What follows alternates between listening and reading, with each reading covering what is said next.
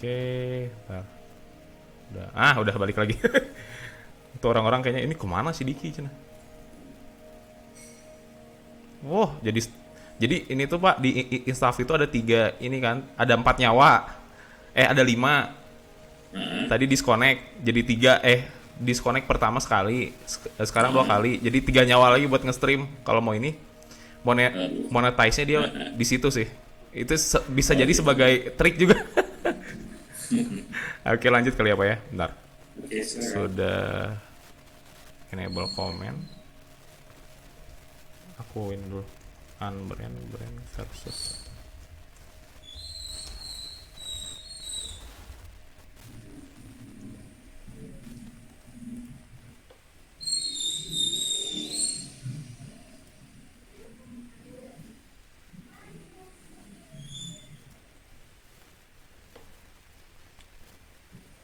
Oke, tadi sudah ini ya, sudah membahas tentang branding.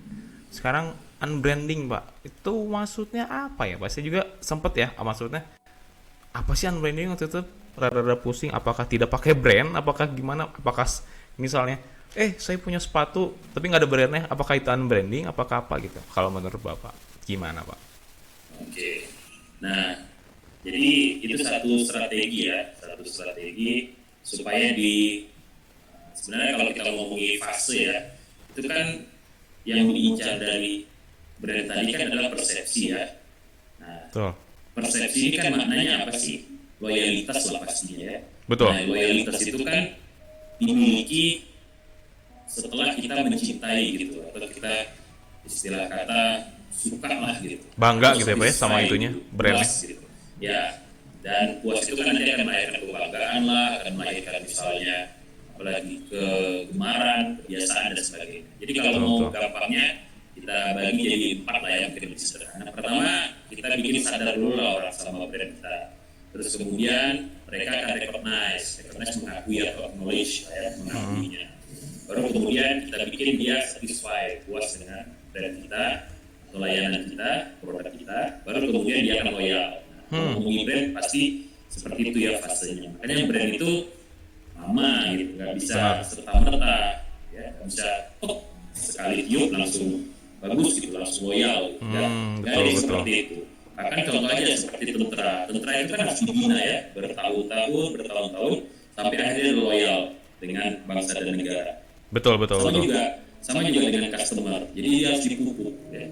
Seperti ya perkataan beberapa entrepreneur lah ya, seperti misalnya Jeff Bezos ya, atau misalnya seperti Warren Buffett. Mereka mengatakan ya kita bisa perlu puluhan tahun gitu, 20 tahun dan sebagainya, dan bahkan bisa dihancurkan hanya dengan satu menit gitu. Jadi itu dipupuknya lama.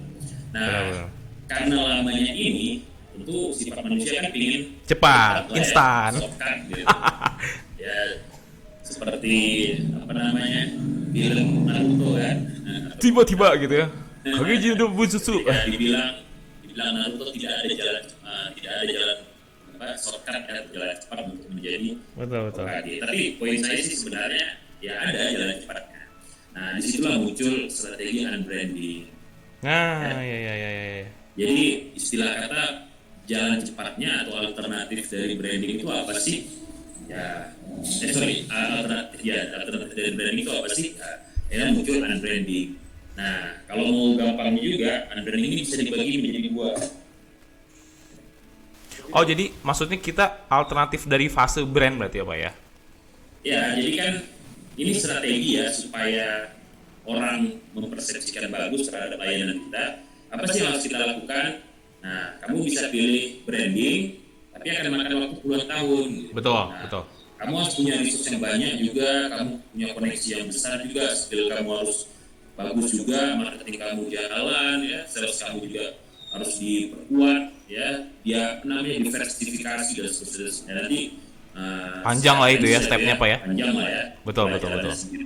Nah, gimana caranya supaya bisa lebih singkat? Di sini muncul strategi baru, unbranding. Nah, jadi kalau kita mau sederhanakan lagi, ya unbranding ini juga sebenarnya bisa terbagi 2 juga ya, secara arah lah ya. Ini Betul. ngomongnya bukan secara yang apa namanya, secara teknis lah atau mekanisme, tapi secara arah. Unbranding itu bisa dipilih. Yang pertama, kamu fokus misalnya di branding. Di branding itu ya maknanya kamu mengeliminasi ya, Fase-fase tadi gitu. satu atribut bukan, salah satu atribut dari brand. Nah, kalau atribut brand itu kan gampangnya ada logo, gampangnya ada nama, kemasan, ya, ambasador dan sebagainya. Jadi hal-hal yang menunjukkan brand kita ya, atau eksistensi kita sebagai satu produk atau satu layanan, itu yang disebut brand kan. Betul. Nah, ketika kita ngomongin di brand, berarti kita mengeliminasi atau menghilangkan atribut-atribut tersebut. Ya, sehingga orang tidak realize lagi, tidak recognize lagi bahwa brand ini milik perusahaan ini. Oke oke oke oke. Nah, itu satu ya. Jadi kita bisa melakukan rebrand. Nah, makanya tadi saya bilang tergantung konteks gitu, tergantung situasi. Nah, satu lagi yang bisa dilakukan adalah brandless gitu. Jadi kamu memprioritaskan konten atau memprioritaskan kepada layanan ya, kepada apa namanya ya, kepada hal-hal di luar brand. Nah, contoh misalnya gampangnya tadi ya, kalau brandful itu arahnya kita yang sendiri secara proaktif menjelaskan, atau kita misalnya memanfaatkan orang-orang gitu, crowd, supaya orang lain tertarik. Nah, dalam brandless ini yang kamu lakukan adalah pasif gitu atau reaktif. Ya. Ngerti. Sehingga alih-alih saya menceritakan atau saya mengatakan ke kamu, saya ngerti loh, saya paham loh tentang satu pengetahuan atau satu konsep. Sekarang dalam brandless itu kamu bikin segimana mungkin sehingga orang yang ngomong. Oke. Contoh misalnya dalam kasus ini ya, misalnya Diki yang bilang, weh Pak Muharman paham sama konsep ini unbranding, Pak Muharman ngerti tentang jaringan. Nah, saya nggak ada bilang gitu, kamu loh yang bilang. Nah, itu unbranding. Jadi gimana caranya supaya orang bisa ngomong atau customer bisa ngomong bahwa kita paham akan hal itu. Nah, oleh sebab itu biasanya unbranding itu target atau sasaran marketnya itu kecil gitu, atau niche market. Kayak kita ini lagi ya, Boy ya? Nah, iya, RT RW gitu. Dan itu kan nggak terlalu perlu resource yang besar gitu ya. Kamu melakukan sebaik-baiknya terus optimal saja gitu di target pasarmu, di RT-mu. Nah, itulah unbranding. Jadi dalam kaitan dengan brandless. betul. Jadi kalau kaitan dengan brandless berarti kita nggak usah pusing-pusing cari target market lah, tapi tiba-tiba nyangkut gitu, Pak ya. Dan satu frekuensi kita itu bisa jadi voice kita sendiri ya. Iya. Dan dari situ nanti kamu mengembangkannya. Jadi unbranding itu sebenarnya terbagi dua gitu. Ya. Satu di branding atau pakai D ya. Ya. Terus kemudian brandless. Oke. Brandless inilah sebenarnya yang bisa untuk UKM atau bisa untuk startup lakukan pertama sekali. Jadi mereka tidak terlalu mengedepankan buat logo, mengedepankan pakai font apa ini bikin namanya ya, atau lain sebagainya lah ya, ambasadornya siapa jadi modelnya ya, warnanya pakai apa dan sebagainya. Ya, you do your the best saja gitu, you do your best gitu. Ya, lakukan terbaik saja gitu. Nah, nanti akan muncul titik di mana kita akan recognize gitu ya, sesuatu something dari produknya. Jadi kalau dibilang ya benar tadi saya brandless tuh ya mengeliminasi atribut yang ada di brand ya. Nah, kalau yang satu lagi di branding. Brand, nah itu contoh paling gampang misalnya Coca-Cola lah ya. Nah, itu ada produk-produk yang kita nggak aware itu punyanya Coca-Cola. Contoh misalnya Nutribus ya. Itu kan Coca-Cola punya. Nah, yang dilakukan oleh Coca-Cola adalah mereka mengeliminasi ya logo Coca-Colanya atau nama Coca-Colanya dari produk tersebut, sehingga bisa mencapai niche market, sehingga sifatnya lebih personal gitu. Nah, saya ketika beli Nutribus bukan karena Coca-Colanya gitu, tapi karena apa namanya ya, Nutribusnya coklat gitu. Dan Nutribusnya juga, Nutribus kan nggak ada brandnya gitu. Iya. Lebih kepada ya coklatnya atau jusnya dan sebagainya. Itu seperti misalnya apalagi satu lagi produk mereka itu Presti ya. Presti juga sama gitu. Atau apalagi ya, bisa dibilang Bisa dibilang lebih kepada pokoknya customer butuh dulu, nantilah brand belakangan gitu, taunya Pak gitu ya? Ya, jadi kan ada persepsi ya di tengah masyarakat. Jadi kalau kita mau ngomong tuh ada segmen-segmen lah ya, Betul. atau ada tipe-tipe user yang berbeda-beda. Nah, tentu dia tidak bisa masuk ke niche market ya untuk menambah profitnya atau menambah cakupannya dengan Pokoknya customer butuh butuh dulu, lagi. nantilah brand belakangan gitu taunya. Oleh sebab itu, mereka menawarkan produk baru gitu. Jadi di satu sisi ini bagian dari diversifikasi juga, gitu. Tapi di sisi yang lain mereka memperkenalkan gitu ya satu produk dan juga nggak terlalu heboh lah dengan sisi marketingnya dan sebagainya. Nah kalau kita ngomongin di branding ini sebenarnya ada banyak ya contoh-contohnya. Jadi bukan hanya dari sisi menghilangkan logo ya, tapi bahkan menghilangkan semuanya di come generic juga biasa dilakukan gitu. Contoh misalnya Walmart atau kalau di kita sih Transmart lah ya. Transmart itu kan nggak semua barang-barang fresh mereka itu terjual ya. Betul. Atau seperti buah-buahan dan sebagainya. Nah, ketika barang-barang mereka yang tidak terjual, apakah dibiarkan saja gitu membusuk? Itu akan rugi kan? Iya, betul. Nah, biasanya mereka melakukan strategi di brand gitu. Di mana barang-barang yang sudah mau kadaluarsa ini itu langsung dilepas ke pasar bebas gitu. Dengan cara mencopot brand Transmartnya itu ya?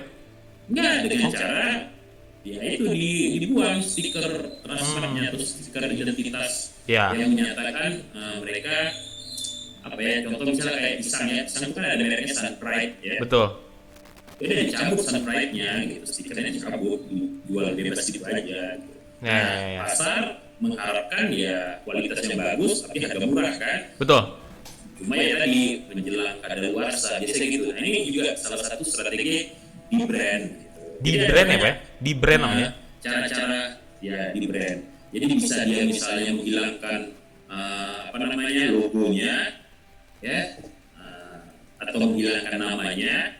Dia juga bisa total eliminasi, jadi nggak ada namanya sama sekali ya. Atau dia misalnya ada bagian-bagian tertentu yang kita tahu atau hanya meninggalkan logo gitu. Jadi bagian-bagian tertentu maksudnya kemasannya masih tetap, tapi kita perlu berpikir lebih dalam, ini apa ini? Seperti misalnya dilakukan oleh Starbucks gitu. Jadi kadang-kadang ada atau bukan Starbucks sih, contoh misalnya Starbucks di Indonesia belum dipraktekkan ya yang strategi ini. Contoh misalnya seperti Salma ya, Salma yang jualan furniture. Iya. Betul. Tahu Salma? Iya. Tahu. Nah itu kan sebenarnya bagian atau anak cabang dari S Hardware. Di bawah S Hardware itu ada apa lagi? Apa saya? Informa. Jadi sebenarnya dia anaknya Informa gitu. Tapi kita sama sekali nggak tahu. Bener. Sebenarnya dia bagian dari Informa. Nah itu juga bagian dari di brand. Gitu. Atau apa sih yang minuman itu? Apa? Minuman apa? Manis-manis? Ya yang jus itu. Jadi kalau kamu ke Informa itu biasanya ada di sampingnya itu loketnya. Ya itu pokoknya ya. Nah biasanya strategi ini dilakukan di grup gitu. Jadi ada satu grup, terus kemudian mereka memperkenalkan nama yang baru, identitas yang baru, warna yang baru, sehingga kita tidak sadar bahwa ya mereka sebenarnya bagian grup yang sama. Ya. Jadi contoh kalau kita misalnya ngomongin Telkom ya, Telkom dulu modelnya seperti itu. Jadi ada Patracom, walaupun sekarang ada balik lagi ya. Jadi Telkom Sat juga. Jadi semuanya dibuat Telkom. Iya. Ada kom-komnya Pak ya? Nah, jadi ada perubahan lah ya. Dulu Telkom melakukan rebranding, menghilangkan identitas yang menunjukkan diri mereka, tapi sekarang mereka berusaha branding ya. Memperkenalkan identitas yang baru. Nah, itu tergantung lah ya, setiap perusahaan ataupun organisasi ya dia harus mempertimbangkan kira-kira mau ke arah mana gitu, apakah branding ya ataupun unbranding. Insya Allah. Jadi ya kayak inilah, kalau kita mah kasarannya apa ya, kita beli ini nggak tahu brand siapa, tahu pas diminum-minum, pas dilihat-lihat taunya ini gitu ya Pak ya? Ya seperti itu. Di branding. Oh, alah gitu ternyata ya. Oh, gitu teman-teman. Jadi perbedaan branding dan unbranding itu kayak gitu ya. Cuman kalau konteksnya nih Pak, lebih baik kita menggunakan jangan gitu pertanyaannya. Kapan kita harus menggunakan branding dan kapan kita harus menggunakan unbranding? Pasti masalahnya uang ya, atau gimana?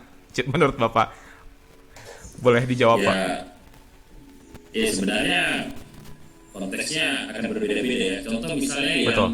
yang berhasil unbrand tadi ya. Nah, unbrand tadi contoh misalnya Luxottica ya. Luxottica itu pabrik kacamata. Luxottica Pak. Luxottica, silakan nanti dicoba cari. Ya, Saya juga boleh baru boleh. tahu nih. Ya, boleh Jadi boleh. kalau misalnya kamu beli kacamata Ray-Ban ya, Ah, atau Oakley ya. atau jenis kacamata yang lain ya, sebenarnya mereka itu berasal dari pabrik yang sama. Ya. Nah, walaupun mungkin ada beberapa lah ya, tapi secara dominan pabriknya sama. Pabrik Itali itu lah Luxottica itu. Oh, Jadi oke oke oke Luxottica oke. itu memproduksi kacamata berdasarkan order dari perusahaan-perusahaan yang ada di front tadi ya dalam menjual kacamata. Jadi Luxottica itu tidak menjual kepada customer gitu, melainkan dia mendistribusikan gitu ke distributor. Ya. Gitu. Nah, jadi kalau secara umum pilihan unbranding ini cenderung dilakukan oleh supplier yang ingin bergerak di bawah sadu lah gitu. Yang Ya, tidak betul mau betul betul. terpengaruh terkait dengan reputasi gitu. Jadi dia kayak udah stable ya. Pinginnya Ya, kalau pinginnya. kalau misalnya kita ngomongin ilmu politik biasanya ini staf khusus lah ya. Jadi staf khususnya Ya, ya. nggak mau keluar gitu. Mereka Ya. berada di bayang-bayang presiden. Bayang-bayang benar benar Karena, benar benar. di satu sisi ya bisa jadi mereka punya kesibukan, bisa jadi mereka punya hal-hal yang harus dipikirkan atau pekerjaan-pekerjaan lain dan sebagainya. Jadi mereka fokus hanya di bidang mereka. Nah, Luxottica juga melakukan hal tersebut. Jadi secara konteks mungkin itu lebih mudah ya. Ketika kita melihat bahwa kita bisa memproduksi sesuatu yang baik ya, sesuatu dengan skala yang besar juga ya, tetapi di sisi yang lain kita tidak mau berurusan dengan supply chain gitu. Nah, itulah unbranding bisa dilakukan. Karena dia hanya fokus pada kualitas. Sehingga akhirnya perusahaan-perusahaan membeli kepada mereka atau menggunakan jasa dalam memproduksi barang mereka. Terus dibungkus lagi apa gitu ya? Ya, baru silakan mereka bikin brand sendiri. Ya. Contoh misalnya lagi seperti Foxconn ya. Foxconn itu perusahaan berbasis di Taiwan. Nah, jadi hampir semua manufacturer seperti handphone ya, itu produksinya di sana di Foxconn. Foxconn ya. Apple itu minta Foxconn untuk memproduksi handphone gitu, handphone mereka gitu. Bagian hardware-nya berarti? Ya, kenapa? Bagian hardware-nya berarti di Foxconn tuh? Iya, jadi assemble-nya dan sebagainya, ya kan ada dapat masukan lah ya dari Intel, misalnya atau memori dari beberapa perusahaan yang lain, yaitu berdasarkan deal mereka. Nah, nanti proses assemble-nya ya itu dilakukan oleh Foxconn gitu. Oh, gitu. Ya, terkait dengan papan PCB-nya dan seterusnya. Nah, itu Foxconn yang melakukan. Ya, tentunya ada kontrak lah ya pastinya dengan Apple ya terkait dengan misalnya desainnya dan sebagainya. Jadi arahnya Apple sekarang ya supaya bisa cut cost lah pastinya kan. Karena kalau mereka sendiri yang produksi, awalnya kan niche market ya, market yang kecil, nah, tentu pasti akan rugi ya dari sisi pembiayaan, dari sisi penerimaan di masyarakat dan sebagainya. Nah, makanya mereka perlu cut cost dengan memperkerjakan outsource tadi atau mempekerjakan perusahaan-perusahaan lain untuk melakukan ya fase-fase pemroduksian tadi. Itu dilakukan oleh Apple dengan memperkerjakan Foxconn. Oke. Nah, jadi mereka hanya fokus kepada desainnya gitu. Mereka fokus kepada ya kira-kira bahan apa yang kita pakai, bahan apa yang kita gunakan. Jadi, lebih kayak data-data awalnya gitu ya. Nanti operationnya mah dilempar aja kayak kita berarti kayak identifikasi awal sama sales marketing gitu ya. Iya. Nah, contoh Acer, terus Asus dan sebagainya, mereka memanfaatkan Foxconn untuk memproduksi line-line dari produk mereka, ya, laptop dan sebagainya. Jadi Foxconn ya fokusnya hanya itu gitu. Tapi yang paling gampang misalnya seperti minyak lah ya. Betul. Dibelinya dari mana? Ya, dari Aramco gitu. Aramco yang menguasai dominasi market ya. Sekitar berapa ya? Kalau nggak salah 60% atau 70% ya. Selain itu ya pasti ada perusahaan dari Iran, ada perusahaan dari Rusia ya. Betul. Nah, tapi secara dominasi kan Aramco. Nah, minyak itu kemudian dijual sama Aramco ke perusahaan-perusahaan minyak yang lain gitu. Contohnya Pertamina. Nah, Pertamina dapat dari Aramco gitu, tapi dijual sebagai minyak Pertamina kan? Iya, betul Ya betul. kan gitu. Nah, Padahal di tapi ada Indonesia juga banyak. memang perusahaan-perusahaan yang akhirnya dia keluar juga dari sadonya gitu. Hmm. Itu tergantung lah. Tapi kalau kita ngomongin strategi unbrand, nah, Nah, itu. fokusnya itu yang harus diketahui. Kita mau fokus kemana? Gitu. Oke. Nah, untuk membuat brand tentu tadi tidak mudah ya, tidak cepat, sehingga memerlukan waktu 20 tahunan. Itu seperti perkataan Warren Buffett. Nah, kalau memang kita tidak punya biaya, resource, ataupun kalau memang jenis produk kita itu tidak terlalu mementingkan brand, contoh misalnya seperti minyak tadi, minyak kan nggak terlalu mementingkan brand, Betul. ya, yang penting kan minyak. Gitu. Nah, Yang penting kalau ada tidak fungsinya. terlalu mementingkan brand, ya buat apa kita fokus ke brand? Ya berarti kan kita fokus ke kualitas minyaknya, ke kualitas produk kita. Gitu. Nah itu saatnya kita menggunakan unbrand secara sederhana seperti itu. Oke. Wah, kayaknya banyak banget nih ilmunya, nih daging banget tuh kalau kata anak muda zaman sekarang. Jadi kita bisa take decision ini ya, take decision yang ternyata unbrand tuh nggak selalu buruk ya maksudnya ya. Soalnya saya waktu awal diketahuin, ngapain pakai unbrand, kan biasanya pakai unbrand. Jadi lebih terbuka sih sekarang. Ya. Gitu. Nah ini nih ada ini kali Bapak ada yang mau disampaikan nggak? Soalnya ada teman kita nih yang mau nanya juga nih, atau kita beresin dulu aja kali ya? Oke, terserah mau sambil bertanya. Sambil bertanya aja kayaknya lebih enak. Juga boleh. Oh ini nih ada nih. Ada dari Khairul Umam. Bapak masih ingat nggak Khairul Umam? Oh, Errol, sekarang lagi kerja di mana nih, Errol? Masalah di bagian programmer. Kalau iya di work life balance sih kalau nggak salah, lupa aku. Ya. Nanti kita Saya ingat chatting lagi di sini. Umam ini ketua kelas waktu di multimedia nih, kelas saya dulu. Oh mantap. Dia bikin video ya, kepleset pisang. Oh iya saya sempat saya sempat lihat itu. Saya sempat lihat yang sama Bregas. Itu, video dia kepleset pisang. Oke, silakan. Jadi gini pertanyaannya katanya Pak. Nah kalau saya baru mau buat saya baru mau buat produk baru, berarti saya buat produk baru yang berkualitas agar mendapat brand yang bagus. Kita berbicara kalau buat dari awal tanpa kerjasama dengan orang yang itu gimana Pak? Ini gimana tuh kira-kira? Oke. Nah, coba bentar. Saya pusing juga nih. Saya baru mau buat produk baru, berarti saya buat produk baru yang berkualitas agar mendapat. Oh, maksudnya gini kali Pak. Jadi dia tuh kita kalau buat dari awal tanpa kerjasama. Gimana kalau kita gini Pak? Jadi kita tuh kalau mau ngebuat produk tuh dari awal nih, dari awal tuh pinginnya tuh tanpa kerjasama gitu. Tapi dia mau bikin kayak kualitasnya digenjot gitu Pak, digenjot. Gimana habis digenjot itu tuh biar dapat brand baru gimana sih Pak? Jadi kayak gini. Awalnya kita misalnya punya perusahaannya tuh katakanlah perusahaan percetakan gitu. Tapi di percetakan kita fokusnya pada ini kayak production sendiri, ini sendiri, jadi ningkatin kualitas gitu. Nah, menurut pertanyaan Umam tuh gimana sih Pak caranya kalau misalnya kita kualitas udah oke nih. Nah, mau ngebangun brandnya itu gimana sih Pak? Setelah kualitas, pinginnya ke brand gitu.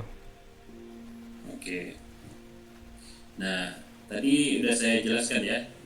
Sebenarnya unbrand ini jadi populer karena dia lebih cocok gitu untuk startup atau UMKM. Nah, salah satu sebab kegagalan kalau kita bicara ya dari statistik di Gartner itu kan hampir 90% ya startup gagal. Okay. Nah, karena startup itu ya fokus dia ke branding, sehingga dia lupa tujuan utamanya kan jualan gitu. Tujuan utamanya itu kan introduction gitu, memperkenalkan diri. Nah, gampangnya seperti inilah misalnya. Kenapa sih Messi sukses gitu? Kenapa sih Ronaldo sukses? Kalau kita tanya sama mereka, apa yang dijawab oleh Messi dan Ronaldo? Ya mereka kerja keras saja. Betul. Ya, mereka tetap fokus gitu, memperbaiki ataupun meningkatkan skill mereka. Beda dengan contoh misalnya Balotelli, apa dia Balotelli kan? Tiba-tiba. Atau beberapa wonderkid dulu lah. Gitu. Nah, mereka Ah, kena gara-gara mereka udah dikasih label, udah dikasih nama karena skill mereka, ya. Nah, akhirnya mereka dapat pressure gitu. Mereka nggak sanggup gitu untuk memenuhi atau memuaskan keinginan fans mereka. Sama juga brand ini. kayak ini Pak, Bapak pernah Kenapa? dengar nggak Mang Oleh Odading? Siapa? Mang Mau Oleh oleh? Odading. Oh, enggak ya? Oh, Odading, Odading. Iya yang Pernah terkenal dengar kan? sih, tapi nggak tahu kasusnya. Odading ada tahu. Iya, jadi kayak gitu sama. Jadi dia tuh udah terkenal, tiba-tiba kan dia kan udah dapat brand nih. Brandnya tuh kayak ya dia tukang, jadi kayak tukang review makanan lah. Tapi setelah dia masuk nggak kuat gitu. Mending saya ngejahit baju aja katanya. Oke, nah oleh sebab itu fokus dari unbranding ini sebenarnya adalah niche market, market yang kecil. Makanya tadi saya bilang RT, RW dan sebagainya. Nah, yang kita tingkatkan itu sebenarnya sustainability-nya gitu. Jadi jangka Sustainability. lamanya, ya, ketahanan kita gitu, setahun, 2 tahun, 3 tahun, 10 tahun, 20 tahun. Nah, ketika kita sudah tahan gitu, dalam gempuran-gempuran dan juga sudah ada inisiatif untuk mengembangkan diri, nah silakan berkembang diri. Saya ingat dulu di rumah saya itu ada dulu warung nasi Padang, ya, itu serba 3.000. Wah, Us, itu luar biasa itu. tiga Marketingnya ribu luar biasa. Ya serba 3.000. Sama Bayangkan. semuanya itu gimana maksudnya? Nah, udah lama sih, udah lama. Itu sekitar tahun berapa ya? Waktu saya S1 tuh sekitar 2005 ya atau 2006. Nah, tapi Oke, poin oke. saya cerita ini saking ramenya, ya, air membludak, mereka bergegas atau tergesa-gesa untuk bikin cabang gitu. Hmm. Gak tanggung-tanggung, langsung 2 cabang bikin. Hmm. Jadi ketika dapat untung gila-gilaan, kalau nggak salah saya dengar itu sekitar 20 kali lipat lah untung mereka itu. Nah, akhirnya mereka bikin cabang rumah makan tadi ya, Padang tadi, sebat 3.000 di tempat lain, walaupun mungkin nggak terlalu jauh tempatnya. Nah, tapi akhirnya yang terjadi apa? Nggak sampai 1 tahun gulung tikar itu, bukan hanya 2 tadi yang dibuka. Bahkan yang pertama pun akhirnya jadi gulung tikar. Oh iya ya. Nah, tergesa-gesa gitu. Padahal mereka belum sustain, ya. Dan juga orang belum belum sampai cinta gitu, belum loyal. Ya mereka hanya recognize saja, oh ada yang murah gitu. Tapi ketika misalnya bukan hanya murah ya, orang pasti ngeliat ketika ternyata makanan udah tidak enak, ketika misalnya ayamnya dari yang awalnya besar tiba-tiba mengecil kan, gara-gara pressure dari supplier gitu. Atau ketika misalnya nasinya yang awalnya mungkin lembut, bagus, tapi kemudian tiba-tiba jadi kasar, yang rasanya mungkin kalau kadang kan pedesnya misalnya tiba-tiba nggak pedes lagi dan sebagainya. Nah, ini Iya. yang dipertimbangkan mereka gitu. Oke, oke, Padahal oke, oke. kita tahu kan ketika kita berusaha itu ada banyak faktor yang mempengaruhi. Betul, betul. Ya seperti harga naik atau harga turun atau pressure dari supplier atau pressure dari customer dan sebagainya. Nah, jadi ketika kita ngomongin kualitas itu bukan hanya one time gitu. Kualitas itu adalah terkait dengan maintenance, terkait dengan sustainability tadi. Oke, oke, Nah, oke, oke. kamu baru ngomongin branding, kalau kamu ikut pedomannya Warren Buffett, 20 tahun kata 20. Warren Buffett ya. Tapi kalau kamu mau ikut perkataan yang lain ya silakan, tidak ada masalah ya. Tapi kalau kita mau ngambil jalan tengahnya ya 10 tahun gitu. Ya, atau mungkin 7 tahun ya. Ketika kamu sudah tahan dalam bisnis selama 7 tahun ya, nah itulah saatnya kamu mungkin berpikir untuk nge-brandnya Ya, ya, oke, oke, oke, oke. ataupun ngebuat sesuatu yang ya rada unik gitu dari sisi simbol, dari sisi nama ya, dan Filosofis gitu ya. contoh misalnya saya mau kasih contoh seperti Qualcomm lah ya. Qualcomm. Itu kalau kalian lihat dia sekarang itu kerjanya cuma ungkang-ungkang kaki aja gitu. Tapi sebelum mereka ungkang-ungkang kaki, mereka itu melakukan penelitian berkali-kali gitu, bahkan nyebarin paten gitu. Kalau nggak salah itu udah sampai 300.000 paten mereka punya. Nah sekarang yang terjadi apa? Hampir semua produk elektronik itu patennya Qualcomm gitu. Ya, ya, Jadi ya. lisensi, jadi Apple, Samsung semua bayar ke Qualcomm. Yang chipset itu ya dia ya? Ya yang chipset, jadi hampir semua lah bisa dikatakan ya. Ya, betul, Mereka betul. bayarnya ke Qualcomm. Nah itu manajemen terkait dengan knowledge mereka ya. Ya, Atau ya. misalnya apa lagi ya contoh, ya maksud saya tadi ya fokus, ketika kita udah fokus dan kualitas kita sudah bisa kita jaga, nah nanti di sini kita bisa melihat gitu. Sebenarnya kita survive itu dari sisi apa sih? Apakah dari sisi produknya, apa dari sisi layanannya, apa dari sisi intellectual property-nya, atau dari sisi misalnya kerja keras kita dan sebagainya. Jadi mengenal diri sendiri juga atau mengenal karakter perusahaan itu juga makan waktu yang lama. Nah oleh sebab itulah branding itu jadi jawaban yang harus kamu lakukan. Poinnya sih sebenarnya ya tadi nggak usah pusing-pusing sama brand. Kamu fokus aja ke konten. Konten Kamu ya. fokus aja ke deliverable-mu. Karena orang konten berkualitas pasti akan menemukan customer yang berkualitas juga ya, Pak ya. Apalagi malah jadi lebih loyal malah bisa jadi ya. Iya bisa jadi fans gitu. Contoh siapa ya bisa kayak kalau YouTuber ya Deddy misalnya, Deddy Kobuzer ya kan, Betul. Najwa Shihab gitu. Mereka kan sampai ke titik di mana ya itu buat kerja keras mereka. Karena sudah, maksudnya kasarannya mah udah kontennya udah masuk kepada orang-orang, terus ya udah tinggal nyuntik brandnya gampang banget gitu ya, Pak ya. Iya, Kayak barulah narasi saatnya gitu. brand masuk. Masya Allah, mantap, mantap. Tetapi ingat ya, yang kita cari tadi ya, bukan popularitasnya, bukan uangnya gitu. Nah, kalau kamu terlalu cepat cari popularitas atau uangnya ya nasib kamu bisa seperti Balotelli gitu ya. Nasib kamu bisa seperti perusahaan-perusahaan startup yang lainnya yang kemudian bangkrut ya. Oke. Ini Pak, Kan sebenarnya, oh bentar Pak, ada paket DNA. Bentar, sorry Pak, bentar. oke, sorry. Iya Kang. Sorry Kang. Kacamata ya?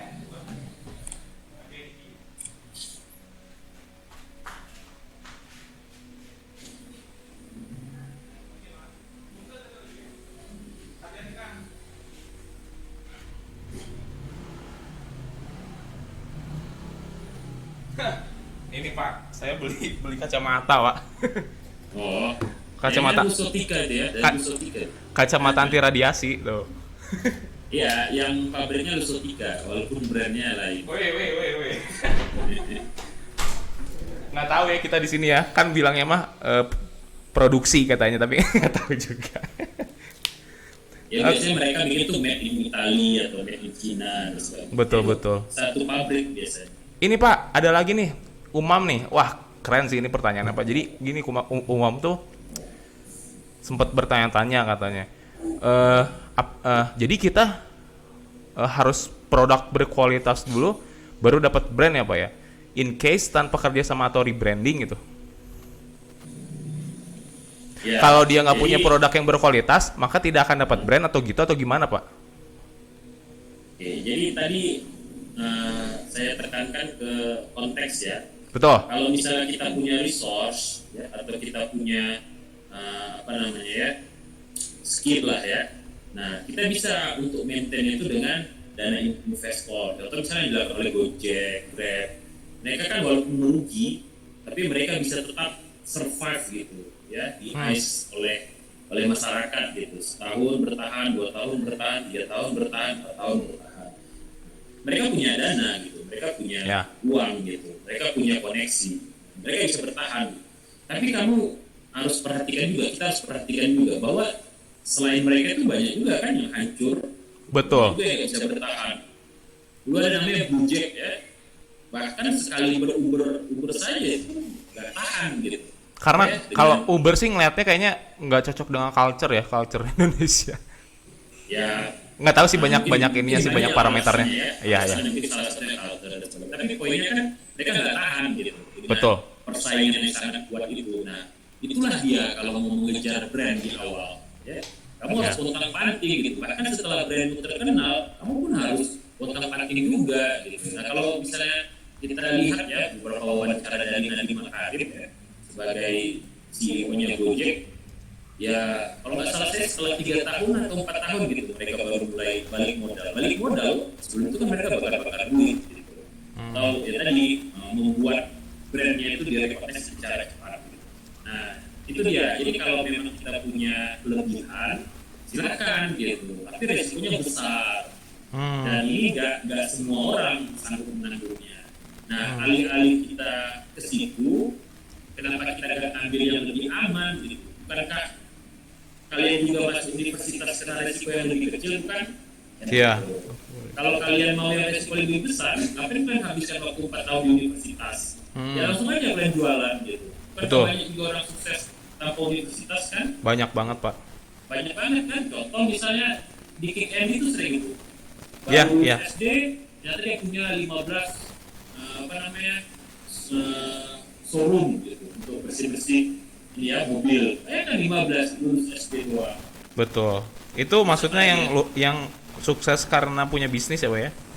Ya, kena bisnis. Tapi tadi jangan hanya melihat dari dia sukses. Selain dia sebenarnya banyak yang SD gak ada kerjaan gitu. Betul. Jadi chance-nya itu peluang untuk suksesnya dari sisi tadi ya besar usahanya dan sebagainya itu kecil gitu. Jadi kita melihat dari sisi risiko lah ini, ngomongin apakah kita beli brand atau unbrand. Nah, paling aman itu memang unbrand gitu. Nah, ketika kita ngomongin unbrand, berarti nanti kita fokusnya tadi ke kualitas. Nah, kualitas ini kan bisa didapat dengan banyak hal gitu. Dan nggak mesti kualitas juga, kuantitas juga nggak ada masalah. Ya. Atau misalnya yang dilakukan oleh perusahaan-perusahaan di Cina dulunya. Gitu. Sebelum mereka punya brand seperti sekarang ya, yang ada Xiaomi lah, yang ada bahkan kan kadang-kadang ada brand yang kita nggak tahu juga gitu ya. Betul, betul. Mereka mulai itu dari yang paling kecil gitu. Dan bukan kualitas yang mereka incar, tapi kuantitas. Jadi Kuantitas. mereka misalnya X-nya. produksi jarum. Itu jarum itu langsung membanjiri pasaran gitu. Gunting kuku langsung membanjiri pasaran. Terus apa lagi? Misalnya kancing, benang dan sebagainya membanjiri pasaran. Dan kita nggak tahu mereknya ya.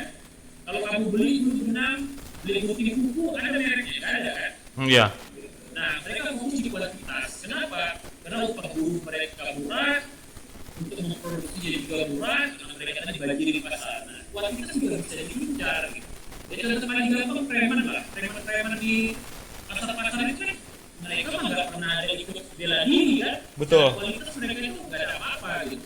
Tapi karena mereka ada 10 orang, ada 15 orang, kan pada takut itu pedagang.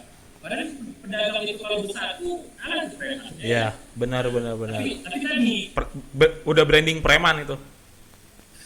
Seram gitu. ya mereka malah unbrandingnya gitu. Branding, sorry. Jadi lebih ke arah kualitas. Nah, unbranding itu bisa dari dua sisi ya. Dari sisi kualitas ya, di mana kamu fokus ke kontennya, bagusnya, diterima masyarakatnya, atau kamu ke arah kuantitas ya, walaupun kamu nggak diterima, tapi nggak ada pilihan lain selain produkmu. Ini dilakukan oleh salah satu Cina. beberapa perusahaan di Cina gitu. Mereka membajak saja, walaupun awalnya kita menolak, tapi kalian perusahaan ini beli bukunya, ya tapi kita beli juga gitu, karena Iya. harganya murah. Nah itu secara sederhana ya yang bisa kita lakukan. Jadi tentu kita harus lihat ya arah di mana. Nah, kalau bicara dari sisi karakteristik, sebenarnya saya lebih setuju ya orang Indonesia itu menggunakan karakteristik kuantitas alih-alih kualitas. Ya. Kenapa? Karena kalau kita bicara dari sisi kualitas, ya tentu kita nggak ada sesuatu yang extraordinary yang bisa menyaingi multinational company yang mereka punya kualitas. Gitu. Masih banyak yang lebih banyak gitu ya. Iya, bahkan kalau kita bicara kualitas, yang terjadi apa? Kanibalisasi. Benar. Saya ingat ada Oprol ya, Oprol. Itu kan dia bikin geolocation ya. Terakhir apa yang terjadi? Langsung dibeli sama Yahoo. Terus setelah berapa bulan hilang, diterminate. Oke. Apa yang dilakukan oleh Yahoo adalah kanibalisasi. Dan itu bukan hanya Yahoo yang melakukan, bahkan Yahoo sendiri sekarang terkanibalisasi juga kan. Itu dilakukan oleh perusahaan-perusahaan multinasional. Mereka melakukan kanibalisasi karena mereka tidak ingin tersaingi dari sisi kualitas tadi. Ya. Dilakukan oleh Google, dilakukan oleh Facebook, ya dilakukan oleh, kamu bisa lihat di beberapa perusahaan yang mereka kanibalisasi. Mereka beli, baru kemudian mereka matikan secara sepihak. Itu dilakukan oleh perusahaan-perusahaan, itu dasar industri, ya kanibalisasi. Ya. Nah, Cina, mereka arahnya nggak ke situ. India pun sama, arahnya bukan ke situ. Bukan dari sisi kualitas, tapi arah mereka dari sisi kuantitas. Dan yang terjadi sekarang apa? India dan Cina dari sisi IT utamanya mereka excel gitu. Mereka menyaingi ya Eropa dan juga Amerika. Betul, Karena betul. mereka mulainya dari kuantitas. Setelah market share-nya ada banyak, besar, nah itulah saatnya kita memperbaiki diri. Saatnya di brand lah, saatnya kita melakukan di brand kah, terserah mau pilih yang mana ya. Oke, oke, oke. Itu berarti balik lagi kepada pilihan dan konteks masing-masing ya, mau dari kualitas, mau dari ini. Tapi lebih amannya sih kayaknya dari kualitas ya, Pak. Soalnya barang berkualitas itu sudah banyak, kuantitas, sorry. Barang berkualitas itu Kuantitas, sudah, wah, kuantitas. kemana-mana lah gitu maksudnya ya. Lebih amannya sih kalau ini argumen saya ya, Ya, karakteristik Indonesia itu lebih suka barang murah. betul. Karena Betul, market Pak. kita itu lebih banyak orang-orang yang maaf saja ya menengah ke bawah, sehingga mereka tidak terlalu peduli dengan kualitas. Benar, benar, benar. Jadi, Ini kalau saran saya sih arahnya ke kualitas kita cari.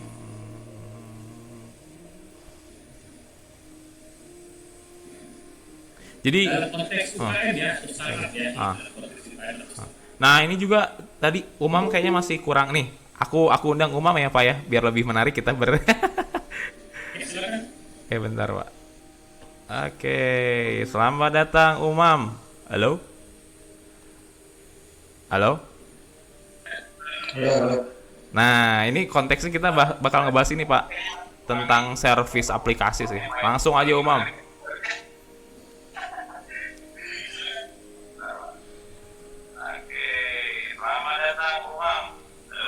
halo, halo Pak. Delay kayaknya ya, delay kalau Umam.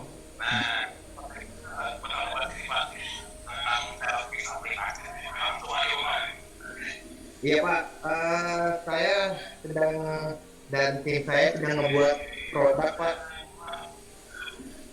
Oke, ya silakan.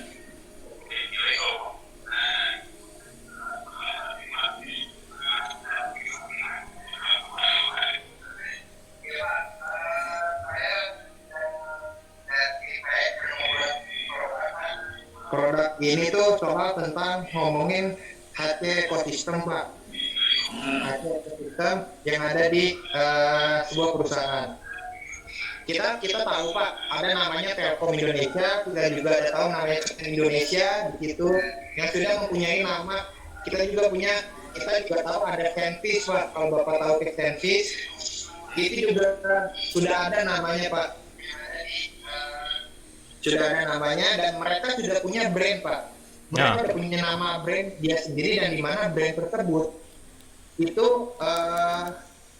brand tersebut sudah banyak dipakai, jadi sehingga perusahaan itu bisa melihat kondisi ya menggunakan sebuah aplikasi itu dari brandnya Pak. Kalau saya lihat sekarang Pak, jadi di sini agak menarik kalau kita berbicara soal bagaimana kalau kita orang yang baru, kita pengen masuk ke dunia tersebut, kita ingin bersaing dengan kompetitor yang sudah ada sekarang yang punya brand, tapi di sini kan saya membuat produk dan tim saya itu membuat produk karena memang ada value added ataupun ada nilai tambah yang dimana nilai tambah tersebut dengan di aplikasi tersebut. Betul.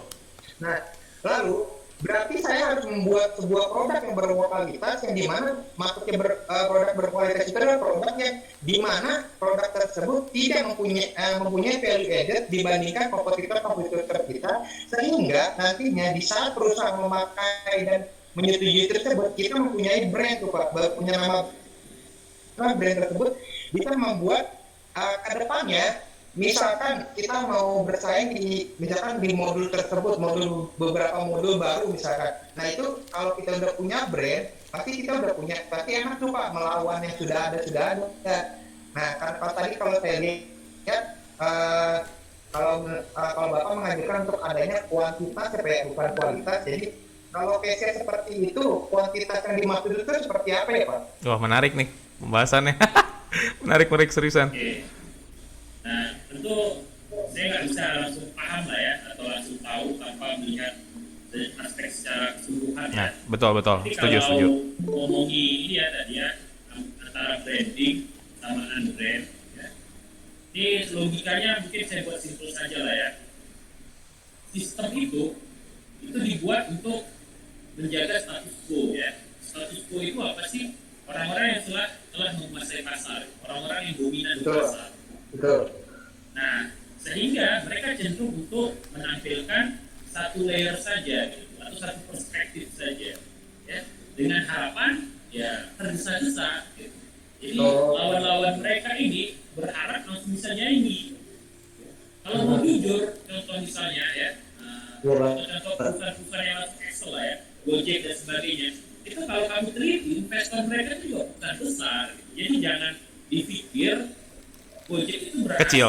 ya contoh paling gampang lah kita ya Gojek, itu berhasil karena usaha mereka, enggak, itu ada campur tangan multinasional company juga, ada mainnya mereka di situ. Nah itu satu hal ya, yang perlu diperhatikan.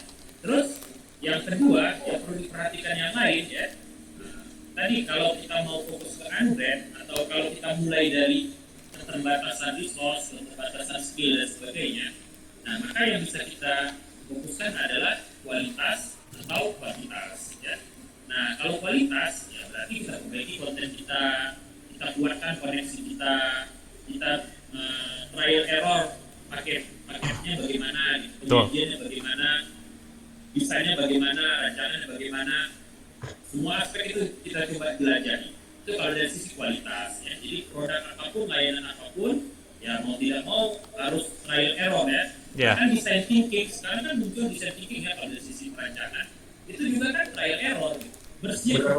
Bersiap untuk gagal. Jadi filosofinya adalah kamu harus gagal. Gagal lebih baik gitu ya, Pak ya? Gitu, ya. Jadi lucunya kita seringkali ya mendapati cerita dari wonderkid gitu. Contoh misalnya Mike Tyson di umur 15 tahun, 16 tahun jadi juara dunia. Kita lupa gitu bahwa Mike Tyson itu satu dari jutaan petinju gitu yang sukses lainnya. Betul. Kebanyakan petinju-petinju yang sukses itu mereka memang meniti karir pelan-pelan. Sama juga kasusnya seperti sepak bola ya. Kita cuma melihat sisi Messi atau Ronaldo yang ketika muda langsung tingginas dan sebagainya.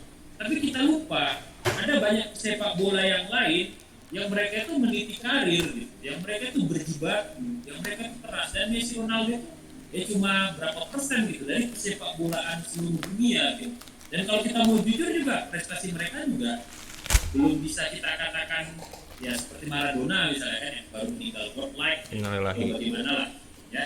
Nah jadi ada framing ya kalau menurut saya ada istilah kata paksaan supaya kamu berpikir bahwa kamu bisa menghadapi mereka, dan ini perlu mereka lakukan karena kalau tidak gak ada yang mau tanding sama mereka ya. Contoh misalnya petinju tadi ya, ketika dia udah berada di posisi di atas itu mereka perlu lawan kan, supaya apa ya, supaya datang penonton lain gitu, supaya stadionnya itu besar, banyak. Nah oleh sebab itu mereka perlu lawan, tapi mereka ingin lawan yang gampang, yang mudah dikalahkan ya, anak-anak muda yang merasa diri bisa mengalahkan mereka. Nah ketika udah terjebak, udah trap dengan tadi status quo framing tadi, akhirnya tandinglah kalah dia. Kan? Sehingga terjaga unbeatable recordnya. Contoh misalnya kalau kalian belajar ya, misalnya sejarah Floyd Mayweather itu dilakukan oleh manajernya gitu. Framing seakan-akan Floyd sedang turun performanya dan sebagainya. Akhirnya terjaga unbeatable recordnya, atau paling tidak terjaga lah popularitas dia atau brand dia sebagai petinju yang fenomenal, yang hebat dan sebagainya. Nah jadi itu juga harus diperhatikan ya, bahwa secara mayoritas ya, pasar itu tidak dikuasai oleh wonderkid. Pasar itu dikuasai oleh worker, pekerja. Terus itu yang kedua ya, yang harus diperhatikan juga. Selain tadi, hati-hati dengan framing. Makanya kalau kamu masuk universitas atau kamu belajar di beberapa workshop dan sebagainya, itu fokusnya hanya brand. Akhirnya habis resource kita di brand. Kita lupa untuk memperbaiki konten kita. Kita lupa untuk memperbanyak ya lini produksi kita gitu, atau lini layanan kita. Padahal kreativitas kita itu harusnya ke arah sana. Jadi hati-hati ya tergesa-gesa. Saya ingat ya dulu ada hadis ya dari Rasulullah SAW, tidak bisa kita nafikan ya dari sisi agama ya. Itu apa kata Rasulullah SAW? Dan ini juga yang melandasi saya ya dalam berprinsip. kata Rasulullah SAW, segala sesuatu yang tergesa-gesa itu datangnya dari setan. Kecuali 3 hal. Obat, kamu berusaha membuat orang jadi baik, rekonsiliasi, maksudnya berdamai ya. Baru yang terakhir menikah. Jadi 3 inilah yang boleh tergesa-gesa. Jadi kalau masalah jualan dan sebagainya jangan tergesa-gesa. Pelan-pelan. Kalau tergesa-gesa, yang jadinya itu adalah implikasi negatif.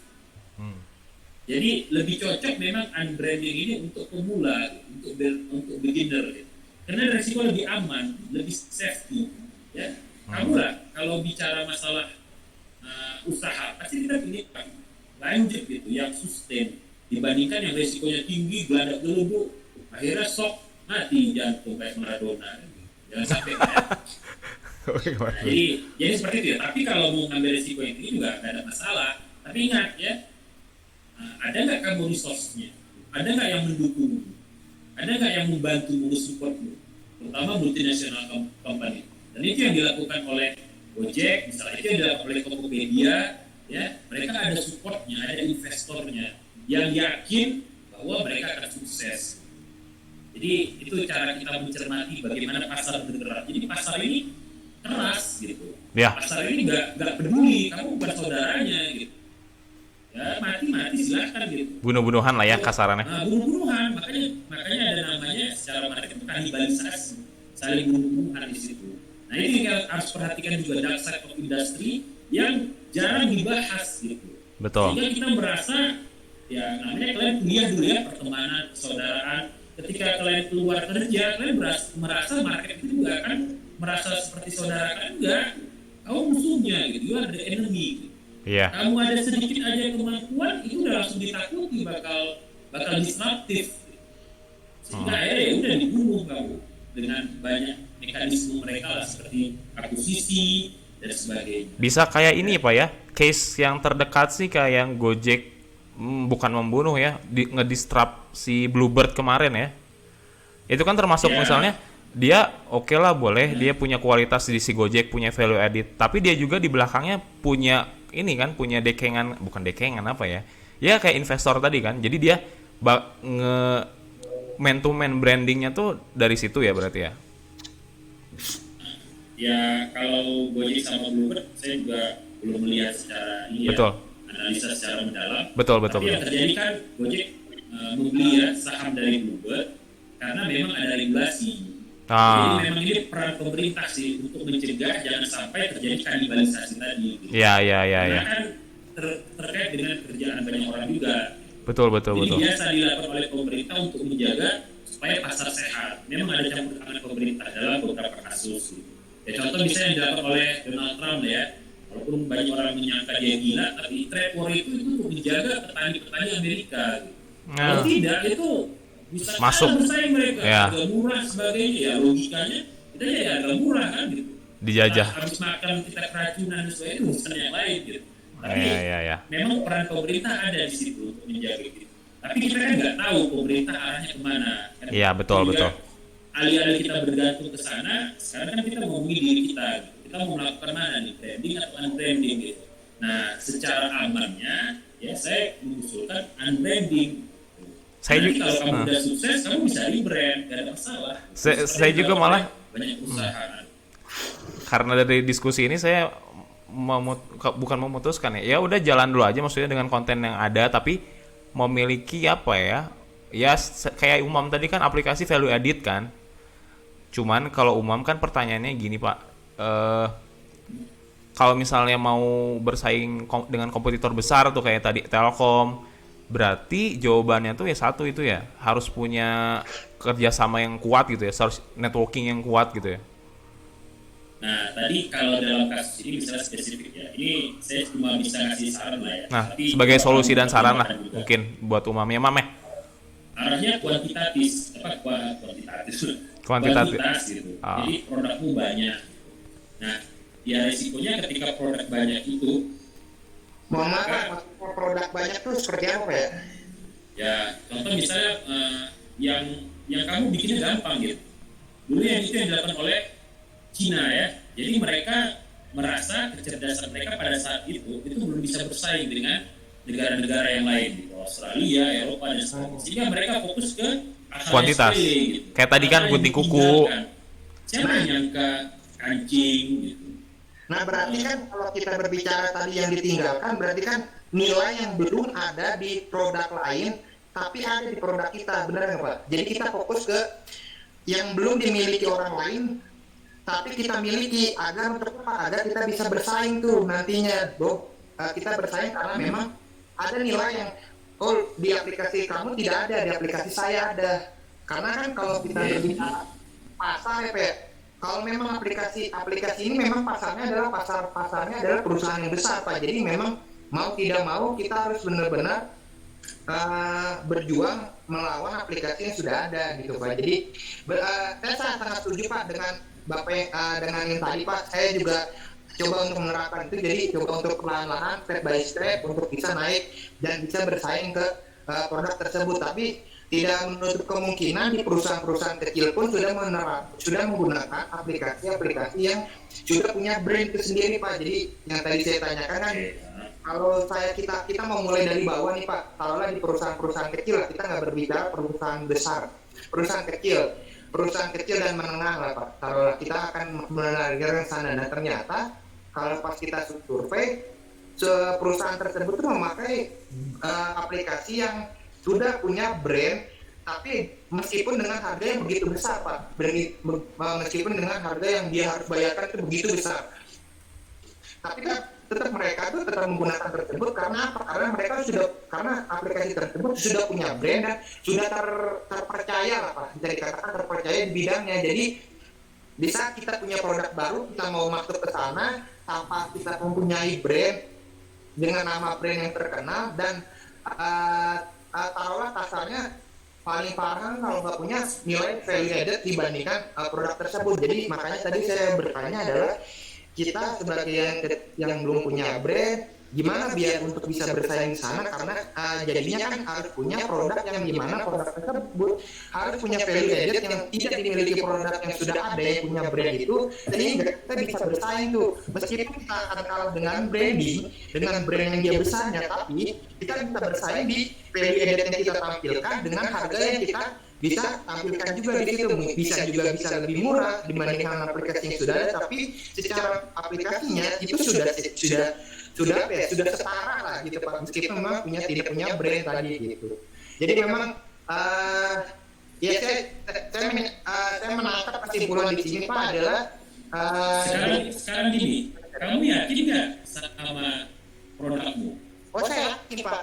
Saya yakin karena memang aplikasi, misalnya terobosan ya, kalau kita ngomong terobosan yang aplikasi yang saya coba dan teman-teman coba kembangkan adalah memang belum ada. Jadi lebih ke value added yang memang belum ada nih, Pak, tapi kita coba untuk mengakomodirkan itu di aplikasi yang kita buat sekarang seperti itu, Pak. Nah, gini ya, ketika kamu bertanya ke saya, itu tanda kamu nggak yakin. Oh, lebih ke ini sih, Pak. Lebih ke kan kita ini lebih ke perspektif sih, Pak, lebih ke pandangan Bapak terhadap branding dan unbranding ini. Nah, kalau case-nya seperti tadi, apakah branding itu berarti kan, maksud saya tuh gini, saya nangkapnya itu selama ini gini, Pak, mohon maaf, Pak, adalah orang mendapatkan brand itu karena Gini ya, biar langsung dapat bahasan ya, jadi kita nggak terlalu lebar. Forbes itu yang saya kirim ke Diki itu bilangnya apa? Buang semua buku brand, unbranding. Maknanya apa? Maknanya memang udah tidak sehat market. Ya, anak-anak muda merasa mereka bisa punya value, nggak ada value. Kamu tuh nggak ada value. Paham ya? Di mata AIS dari multinational company, kamu tuh nggak ada value. Kamu aja merasa bisa nyaingin mereka. Nah, nanti yang terjadi adalah 90% kegagalan tadi. Startup itu 90% gagal. Bahkan semakin tahun itu semakin besar. 95%, 97%, Meningkat gitu ya. 8%, iya meningkat gitu. Ya mungkin nggak sampai 100% ya. Itu realitas. Makanya tadi saya bilang market itu keras. Ya, mereka itu nggak mengenal persaudaraan. Dan itu akhirnya dirasakan oleh Forbes. Kenapa? Karena efeknya domino. Kenapa saya bilang domino? gampangnya saya pernah cerita ke kalian ya, kalau nggak salah beberapa kelas juga saya cerita, kalau terlalu banyak yang bagus nilainya A, itu akan merusak market. Nah, sama juga kasusnya ketika dominasi dikuasai oleh satu multinasional company ya, monopoli, itu jadi rusak market kan. Nah, ketika rusak market, berarti yang lebih banyak adalah orang-orang yang tidak punya perusahaan misalnya, atau tidak punya kerja dan sebagainya, yang nggak ada beli juga ininya, yang perusahaan-perusahaan besar tadi. Itulah muncul namanya resesi ekonomi atau kejatuhan ekonomi. Dan itu sudah terjadi berkali-kali di beberapa negara. Karena tadi keinginan untuk meraup sebesar-besarnya tanpa memperdulikan atau tanpa membagikan kepada mereka-mereka yang ada di bawah. Itu efek buruknya lah ya. Dan itu yang dirasakan oleh Forbes, sehingga Forbes bikin artikel yang rada ekstrim kalau menurut saya. Tapi ada benarnya, buang semua buku brand. Gak usah kamu pikirin brand. Kenapa? Karena kamu tuh gak ada value. Itulah bahasa kerasnya. Bukan saya bikin menghina ya. Itu yang pertama ya. Jadi dari Forbes sendiri ya, itu sudah ada satu statement yang eksplisit menyatakan bahwa pendidikan selama ini atau pengetahuan selama ini yang kamu pelajari itu bohong. Ya. Saya pernah cerita tentang misalnya rada ekstrim sistem ekonomi misalnya, fractionalism. Itu bayangkan bank bisa mencetak uang ya dari sesuatu yang tidak ada gitu. Gampangnya misalnya ya, kamu nabung ini 1 miliar ya, terus kemudian berarti duit bank itu 1 miliar kan. Betul. Nah, ada orang lain nasabah kedua minjam duit tadi ya, misalnya 900 juta. Harusnya duit bank kan jadi 100 juta kan. Ya. Matematika, simple math, simple matematika. 1 miliar kurang 900 berarti 100 juta. Tapi nyatanya kan enggak. Nasabah pertama bisa ngambil duit mereka 1 miliar, nasabah kedua juga bisa ngambil 900 miliar. Terus duit bank itu dari mana dapatnya? Coba, kok bisa tiba-tiba jadi 1,9 miliar? Nah, itulah sistem yang dibangun untuk menjaga status quo. Dan branding itu digembar-gemborkan karena mereka ingin menjaga status quo. Mereka have chance gitu, timing mereka pas sehingga mereka bisa jadi multinational company. Kamu nggak bisa seperti mereka gitu. Yang bisa kita lakukan adalah terinspirasi oleh mereka, bukan menjadi seperti mereka. Ya, itu yang kedua ya, yang saya coba luruskan ya. Jadi sistem informasi sekarang banyak, sistem pendidikan dan sebagainya. Itu kan kalau mau gampang ya, biasanya perusahaan itu mendekati asosiasi. Ini secara industri ya, asosiasi terus dekat dengan institusi pendidikan. Nah, kurikulum kamu itu biasanya mengikuti asosiasi yang sudah di-approach oleh perusahaan-perusahaan, gitu, organisasi-organisasi. Jadi ada biasnya memang, sehingga yang kalian dapatkan itu bukan bukan pro cons gitu. Kalian lihat cuma satu arah, padahal sebenarnya kalau kita ngomongin akademis, harusnya kamu bisa menimbang gitu, kamu bisa membandingkan apakah kamu pilih A kah, apakah kamu pilih B, atau kalau kamu pilih C. Contoh tadi terkait dengan value, nggak mesti juga barang itu punya value, laris, buktinya udah banyak gitu. Ya, produk-produk dari Cina, gimana value-nya? Ya murahnya doang kan gitu, dipakai juga rusak sebentar. Gitu. Tapi laris kan. India juga sama, jadi nggak mesti kita beli itu karena value. Secara ideal kita bilang oke, nggak ada masalah gitu.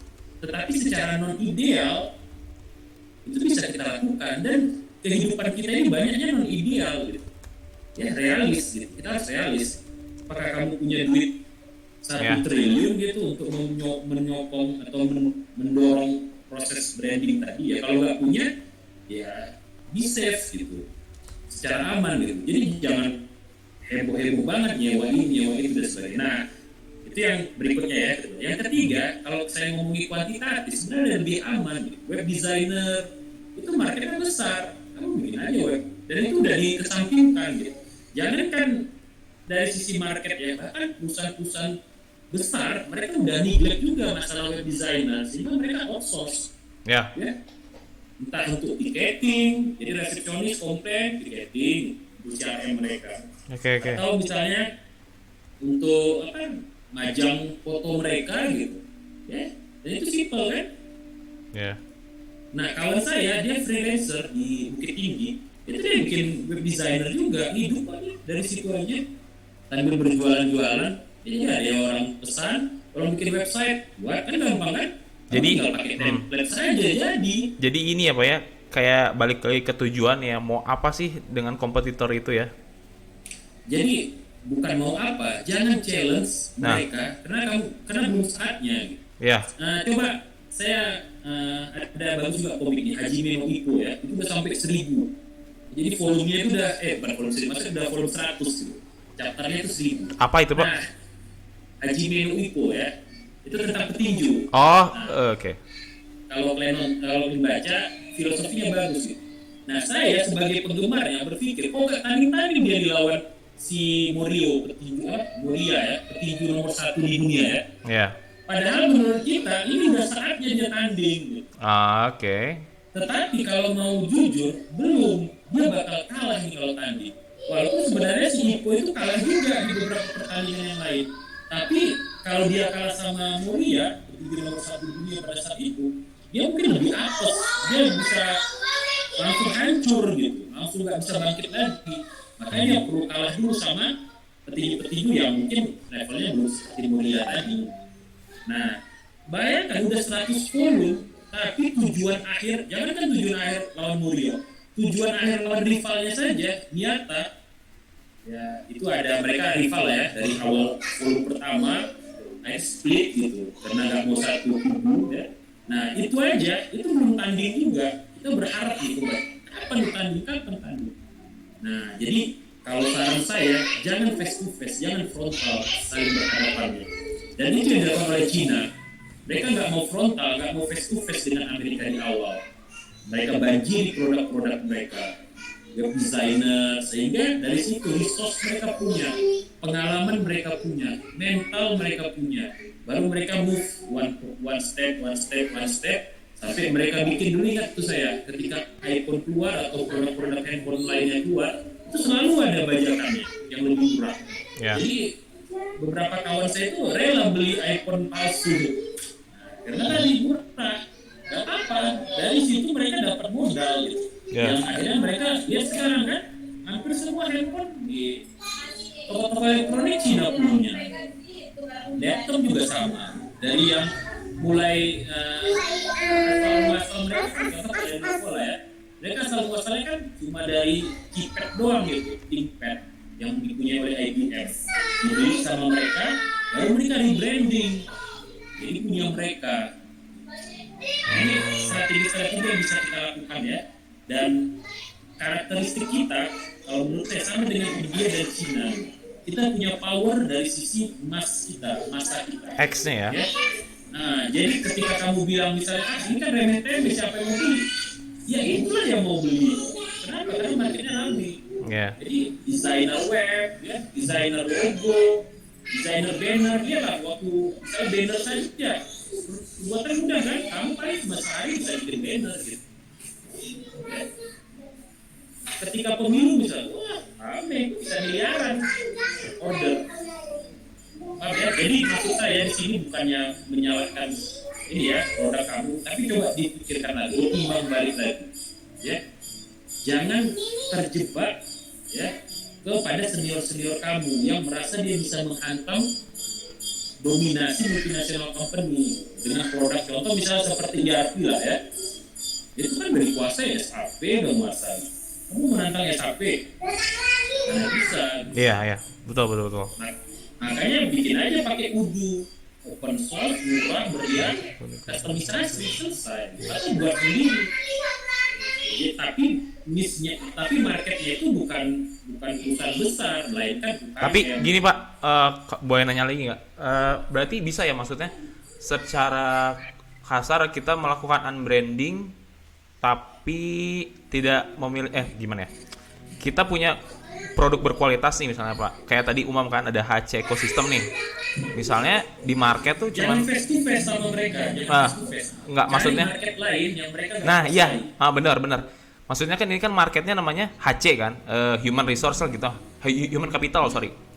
Dari misalnya software yang udah ada tuh misalnya dia punya value A, B, tahu-tahu tim Umam ini buat value itu ada A, B, C gitu. Nah kita kan nggak bisa kan, maksudnya dengan brand yang sudah ada yang sudah di market nih, dia AB itu masih kuat kan. Berarti solusi kecil yang bisa kita pakai itu berarti dengan pelan-pelan dulu dari awal kan. Dari awal misalnya kita ya udahlah kita kayak kasih paket-paket kecil dulu aja ke misalnya ke yang kecil-kecil, kayak startup kecil dari situ dan mungkin nanti nyambung lagi kepada yang itu ya Pak ya, yang tadi Warren Buffett bilang kan, nanti bakal muncul lagi sendiri kan si brandnya tuh kan. Oke, mungkin saya perjelas lagi ya. Ini sebenarnya dari sisi inovasi. Kalau kita mau bagi inovasi berdasarkan Christensen ya, dia bilang ada 4 inovasi. Inovasi sifatnya incremental, responsif, disruptif, sama radikal. Nah, startup atau UKM dia jangan cari yang incremental atau jangan responsif. Incremental itu perbaikan sedikit demi sedikit. Misalnya perusahaan tadi ya yang udah malang melintang punya satu software tapi lebih bagus dari dia. Nggak akan menang kamu walaupun punya kamu lebih bagus dari dia. Karena itu sifatnya incremental. Atau responsif gitu. Dia kok nggak peduli nih. Contoh misalnya kayak WhatsApp. WhatsApp itu kan ada fitur yang menyebalkan ya, delete. Terus kita bikin misalnya modelnya Bentar Pak. Aduh, DC lagi nih, disconnect lagi. Aduh, bentar. Ini emang nih kayaknya disengajain sama dia aja. Nanti saya cari deh yang bagus lagi streaming. Oke, mungkin saya jelasin lagi ya. Boleh.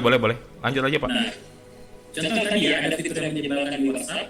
Nah, ternyata kita bikin, gak usah pakai fitur ini, kita pakai fitur yang lain, misalnya story dan sebagainya. Kamu pasti akan pakai lain juga, walaupun sebenarnya responsif. Nah, yang bisa kamu sosok itu ada disruptif sama radikal. Nah, tapi disruptif radikal itu tidak bisa terjadi kalau di pasar yang sama, di market yang sama, atau kultur yang sama. Contoh paling gampang misalnya, dulu Steve Jobs ya, betul-betul jadi disruptif dengan Apple-nya karena dia beli GUI dari apa? Dari Xerox. Di Xerox itu udah 3 tahun, tapi nggak tahu mau ngapain. Itu ada kejenuhan di industri tersebut. Ya, di fotokopi kan, industri kan fotokopi ya dan sebagainya. Nah, diambil sama Steve Jobs, dipakai di industri atau market yang lain. Ya waktu itu belum pakai GUI, banyak pakai Comply. Nah, jadi kalau mau sifatnya disruptif atau sifatnya radikal, ya, dan inovasi kamu excel, kamu cari market, kamu cari user yang berbeda dengan yang kebanyakan. Contoh misalnya, saya mau cerita ya kegagalan ada sahabat saya, dia augmented reality lulus dari Selandia Baru, terus balik ke Indonesia, dia perkenalkan ya ke Telkomsel, ke XL dan sebagainya, tawarkan lah produk dia. Ya, produknya simple sih, foto-foto tapi ada gambar-gambar tadi. Nah, waktu itu Snapchat belum populer. Tapi lihatlah, yang terjadi apa? Kesalahan fatal dia menawarkan produk tersebut ke perusahaan-perusahaan telekomunikasi. Kenapa? Karena telekomunikasi udah stabil, mereka merasa wah ini biasa saja, nggak terlalu bagus gitu. Nah, gagal dia, bubar itu perusahaan dia cuma setahun 2 tahun lah masalah saya. Nah, harusnya ditawarin jangan ke perusahaan itu, tapi perusahaan yang lain gitu. Iya, lebih kepada marketnya kan. Tidak pernah engage ke teknologi terbaru. Perusahaan penyedia kursi misalnya. Iya. Penyedia meja. Nah, ya kan, jualan-jualan apa lagi misalnya, atau perusahaan makanan, tawarkan di augmented reality. Misalnya salah satu perusahaan makanan ya, bakso atau apa, terus ada teknologi augmented reality-nya. Wah, udah ini maksudnya mantap. Jadi jangan tawarkan teknologi itu ke perusahaan besar, ya, karena selain mereka tidak mau jadi kawanmu, mereka juga tidak mau ada lawannya. Jadi dua itu yang harus dilihat. Jadi kalau kamu melawan mereka, kamu kalah, kamu mau jadi kawan mereka, mereka juga nggak terima gitu. Makanya cari perusahaan-perusahaan lain yang nggak ada hubungan sama mereka. Dan ini yang dilakukan oleh Steve Jobs ketika dia lihat ini inovasi. Cuma nggak bisa marketnya kayak gini. Jadi itu yang harus diperhatikan ya. Jadi gak usah face-to-face lah. Iya, jadi iya maksudnya kita mah kayak ngambil ininya aja Pak ya. Kalau bisa dibilang nih, kita di laut tuh ya cuman bagian pesisirnya aja lah gitu ya. Iya nggak sih? Maksudnya dua itu ya tadi ya. Jadi coba kamu jangan lawan dia secara dua di market yang sama. Cari market yang niche, di situ maksudnya market yang kecil ya. Iya. Dimana orang-orang merasa belum terlalu tahu gitu. Iya. atau belum paham banget dengan market tersebut, atau memang tidak digunakan mereka gitu. Dan tunggu juga waktunya akan sampai juga perusahaan itu ke market niche. Contoh seperti yang dilakukan oleh Coca-Cola ya dan perusahaan lain, mereka kan cari juga bisnis market kan. Ya, benar. Jadi cari bisnis market. Nah kalau kamu bersaing dengan produk, contoh misalnya kamu produk minum lah ya, jus dan sebagainya. Nah kamu bersaing dengan Nutribus, insya Allah menang gitu. Karena kamu punya dari sisi kualitas dan sebagainya. Jadi jangan langsung tantang Coca-Colanya, Tapi tantang pelan-pelan kan? Nutribusnya. Enggak, nantang tadi Nutribusnya. Oh, sorry, benar. Frutinya, jangan Coca-Colanya. Coca-Colanya kalah kamu, ya. Atau misalnya merek seperti Aqua kan mereknya Danone ya. Nah, jangan Danone yang ditantang, Aquanya yang ditantang. Nah, itu dari sisi market niche ya. Pertama cari market niche. Terus yang kedua, yang bisa kamu lakukan adalah perkenalkan. Kalau misalnya cari teman lah ya, atau cari investor, perkenalkan bukan kepada penguasanya gitu, atau dominan suppliernya ya, tetapi mereka yang sudah stabil di luar market tersebut ya. Contoh tadi misalnya kita ngomongin augmented reality, ini kan dari teknologi ya, komputer kah atau telecommunication. Nah jangan ke perusahaan telekomunikasi kalau tawarkan atau perusahaan komputer, tapi ke perusahaan yang lain gitu, konsultan kah, atau ke perusahaan tadi penyedia furniture ya, dan sebagainya. Nah mereka lebih menghargai, lebih appreciate terhadap invention atau innovation. Nah itu mungkin strategi yang bisa dilakukan ya. Benar sih, setuju ya, Pak. sekali lagi saya tidak mengetahui kasus per kasus ya, apalagi secara spesifik yang dihadapi Umam, tapi yang bisa saya lihat secara umum ya, this is how industry works gitu. Ini bagaimana industri bekerja. Jadi cenderungnya mereka memang egoistik ya, mereka nggak mau ada kawan karena mereka mau menguasai market secara semua, dan mereka juga nggak ingin ada lawan. Makanya alih-alih ya ngapain kan kita pikirin mereka, ya kita cari yang lain alternatifnya ya, supaya produk kita ini prevail, sustain lah. Oke. Ya sih, maksudnya alhamdulillah kita dapat benih banyak Pak. Jadi ya maksudnya Umam tuh kan itu kan maksudnya Umam tuh tujuan awalnya kan mau ngelawan kompetitor besar. Cuman kan karena kita lihat yang udah kita lihat kan kejadiannya kayak gitu ya Pak ya. Kayak misalnya tuh nggak mau ada kawan, nggak mau ada lawan. Jadi pinginnya egoisitas terus jadinya kapitalis lah. Kalau bisa diinin ya. Halo? Ya, nah, mungkin karena udah ini Pak, udah lumayan ini juga. Lumayan, maksudnya udah kegambar sih maksudnya branding dan rebrand unbranding itu apa. Cuman Bapak karena kita sudah lama mungkin Pak ya, waktunya mungkin udah ini. Mungkin kita juga udah rada bosan dengan ini. Maaf belum ya Pak. Oh itu loh. Oke, sama-sama Umam, mudah-mudahan membantu ya Umam, tetap semangat ya. Nah, ya, Oke. ya, siapa tahu nanti ada bisa Umam asistensi secara private kan lebih enak tuh. Itu lebih asik sih kayaknya. Oke teman-teman, terima kasih sebelumnya sudah datang di sini ya. Terutama Pak Muharman Lubis ya selaku gestar kita di sini. Oke, kira-kira ada ini nggak Pak sebelum kita selesai podcastnya, ada kayak saran atau closing statement nggak Pak tentang branding dan rebrand gitu? Oke, tadi ya kalau sederhana, sebenarnya kamu juga bisa branding, tapi harus diperhatikan di source. Benar. Nah, jadi jalan paling aman memang unbranding. Ada teknik-teknik lainnya dalam branding tadi.